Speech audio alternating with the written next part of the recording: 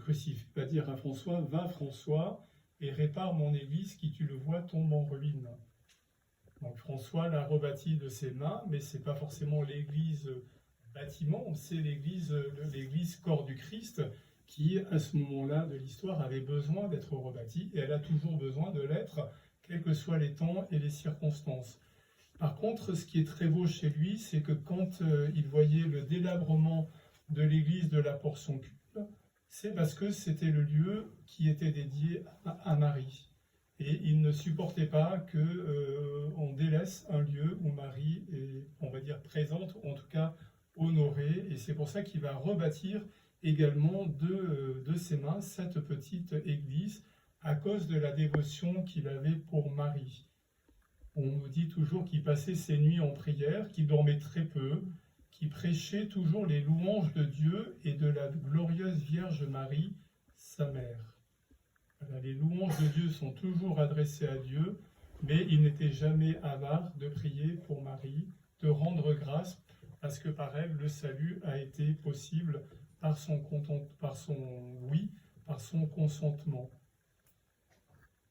Il disait même, nous avons bien sujet d'être joyeux, car François voulut même choisir Marie comme patronne de l'ordre et la mettre sous ses ailes, pour qu'elle couve et qu'elle protège les frères jusqu'à la fin.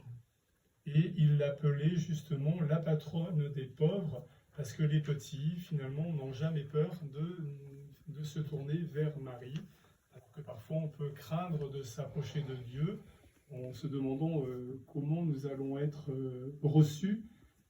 Marie ne provoque en aucun cas de la crainte ou de la peur, elle provoque au contraire de la douceur, de la confiance, de la bienveillance, et François l'a bien compris. Il disait même qu'elle est consacrée comme un temple, puisqu'elle a contenu dans son sein le Verbe de Dieu qui s'est fait chair. Voilà, avant, le Dieu était présent à Jérusalem dans le temple, signifié dans l'arche d'alliance, qui a été perdue. Dans le mystère de l'incarnation, c'est Marie qui est l'arche vivante, puisqu'elle contient en elle le Verbe qui n'est plus de parole de pierre, mais qui est une parole de chair. Donc Marie est absolument indissociable dans la manière dont François va contempler son mystère. Alors il y a un événement qui a aussi beaucoup frappé François dans cette petite église de la Portion-Culte. Marie un jour va lui apparaître et elle lui dit que dans toutes les églises du monde où elle est vénérée, c'est dans cette église où elle se sent le plus respectée.